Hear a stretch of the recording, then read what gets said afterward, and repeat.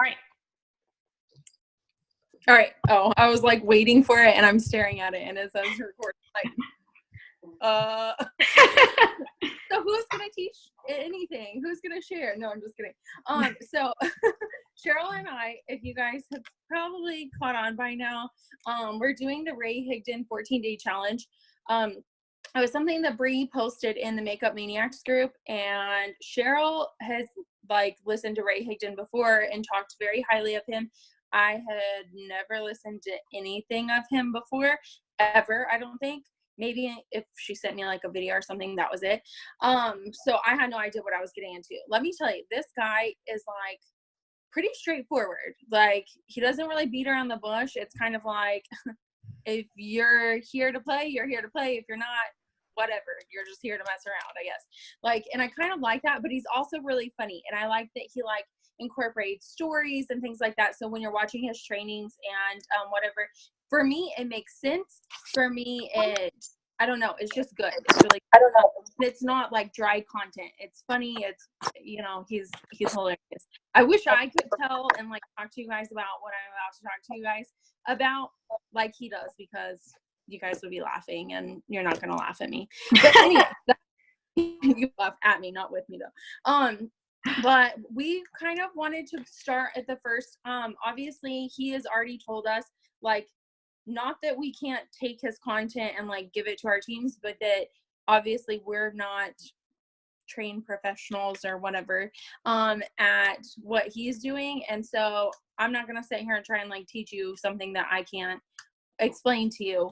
But I want to provide to you guys the information that I think can be used and that is beneficial and that you guys can understand without taking the whole class, if that makes sense. So the very first day, and I'm kind of just going to read down through this because again, I didn't memorize it or anything like that. But the very first day, he was talking about, do you want to make more money? Obviously, yes, we're here, right? And he said, the number one thing you have to do is provide a bigger impact and provide more value.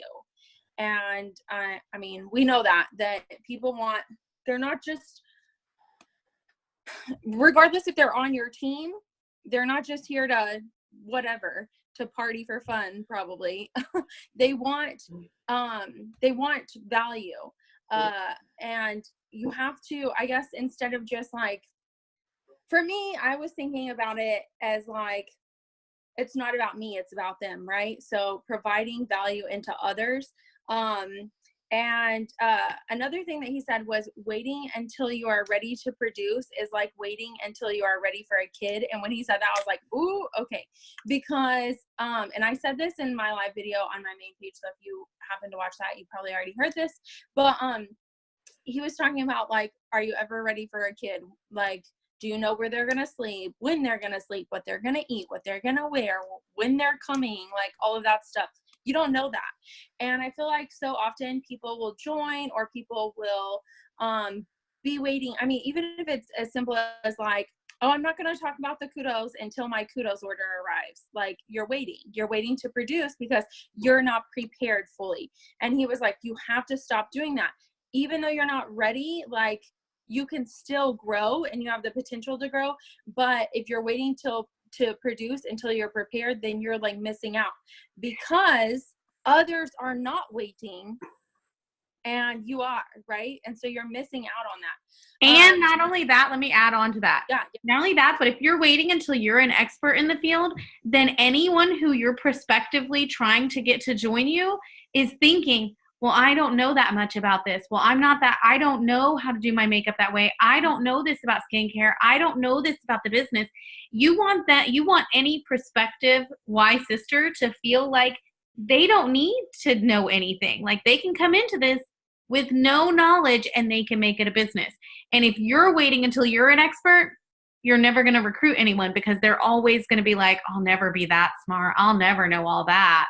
I don't have time to learn all that. I don't have time for this. And you don't want to give them that impression from the beginning. Yeah, exactly. And I even like, I will correct people so fast if they're like, you're so good at your makeup. Like and I'm like, huh, no, like I'm a learner. I am a beginner just like anybody else. I am not a makeup artist. I actually think it probably in this business could be harder for people that are makeup artists, because I feel like people that are wanting to be sponsored by them, or like potentially their potential recruits, I guess, would be like, oh, she's a professional. I don't know. Like for me, I'm like, I'm not a professional. Join my team. You can be a non-professional with me, right? But anyway, he said some of it requires getting out there and just trial and error. And I was like, that is super, super informational. I'm just gonna scroll. I'm gonna flip through my notes really fast. Did you have anything else? That was the kind of like my day one biggest takeaway, I guess. That was my day one stuff too. Yeah. I feel like it's probably the same. We watched the same video. And then we're going to jump on into day 2 and kind of tell you guys some of that. Some of the days he did more training, and like he has his whiteboard and is doing all his marking all over it and like telling stories and stuff.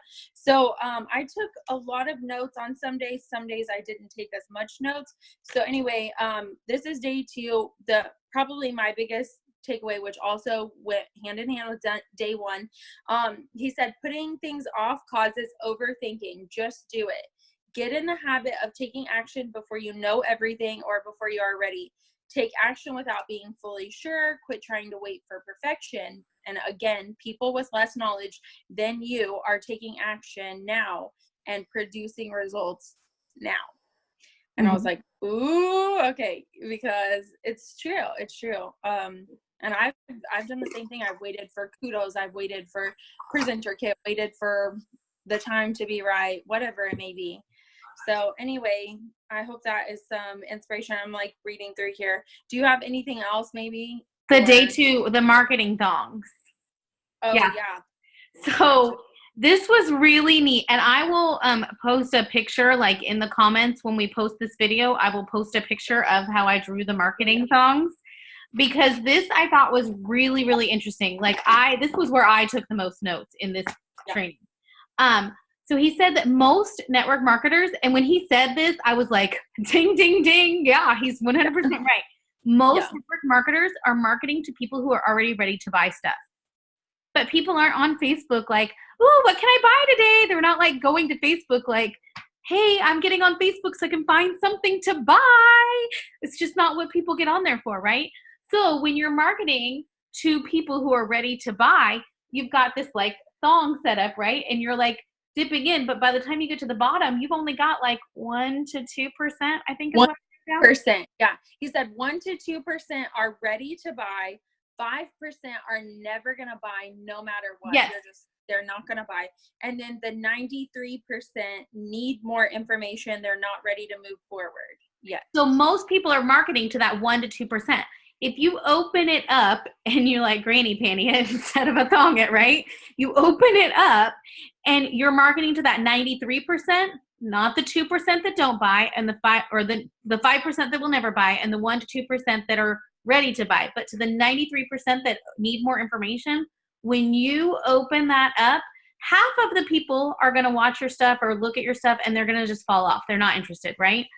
But another half, and you're just going to keep like, it's going to, go down, but you're going to have a lot higher percentage that are actually even interested because you're giving them information, not just saying, hey, buy this, look at this new lip color, you want it, because a lot of them don't know they want it yet. They need more information to get to the point where they do want it.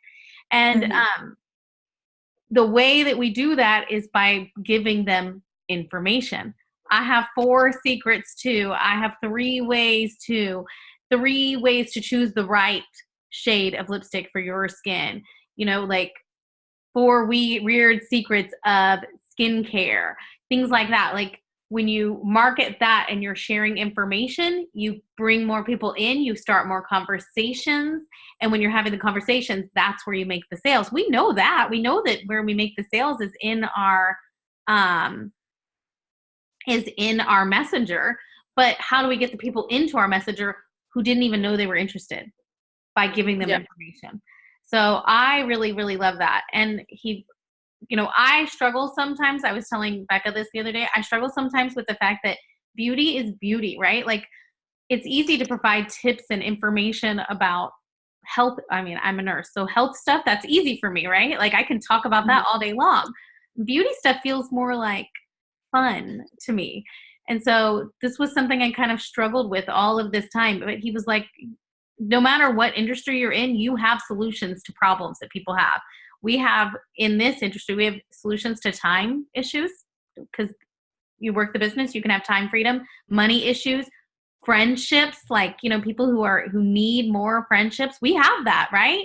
They want And to. then Yeah. the benefits of our products, like the beauty Yeah. and skincare products, there's benefits there. So I wrote down my favorite thing that he said was to become an information marketer. Remember that? Yeah.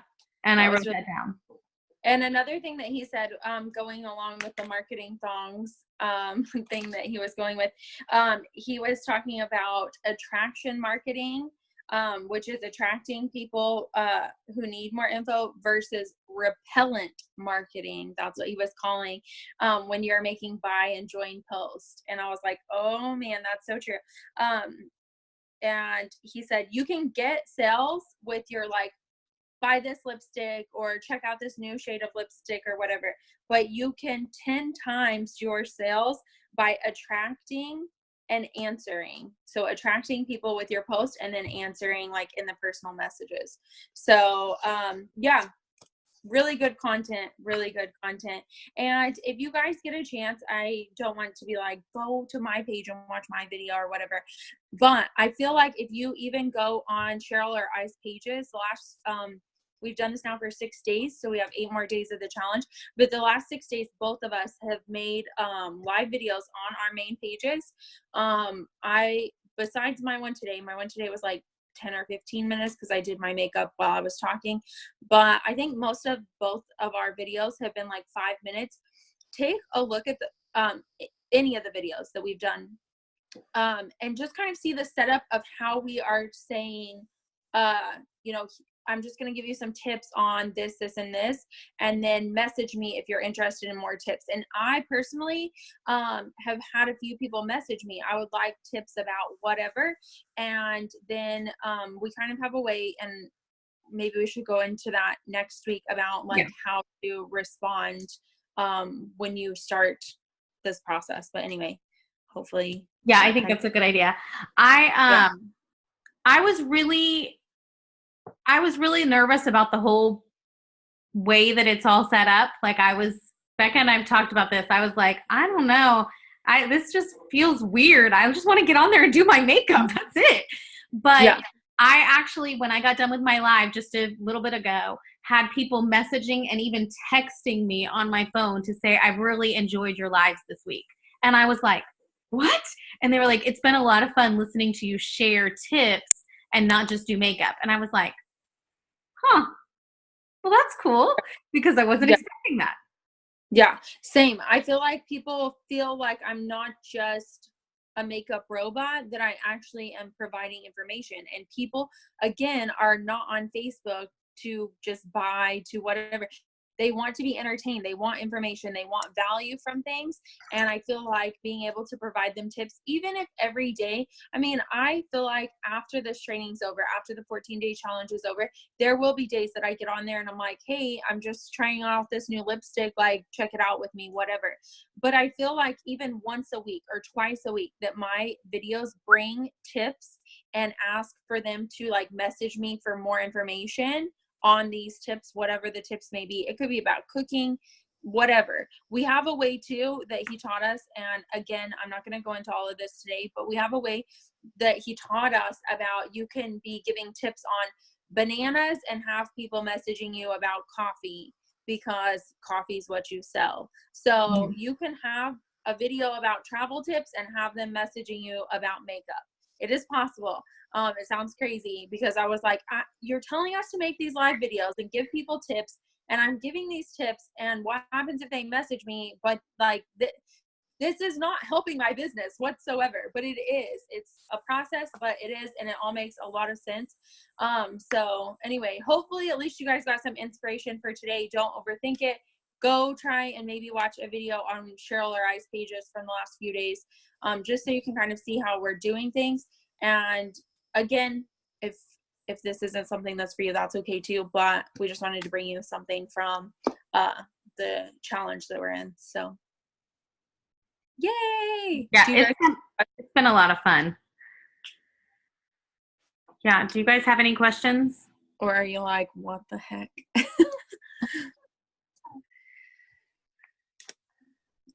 Here, I'm going to turn the recording off.